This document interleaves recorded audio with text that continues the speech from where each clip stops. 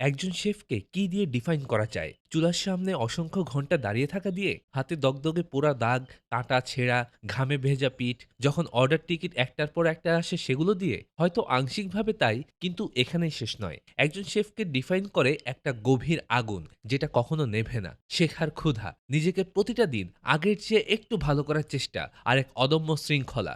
যত ক্লান্তই হন না কেন, যত হতাশাই আসুক না কেন, একজন শেফ প্রতিদিন হাজির হন অ্যাপ্রন বেঁধে সেই একই উদ্যমে। শেফ হওয়া মানে কোনো ইউনিফর্ম, পদবি বা দামি ছুরির মালিক হওয়া নয়। এটা এক নিখাত প্যাশন।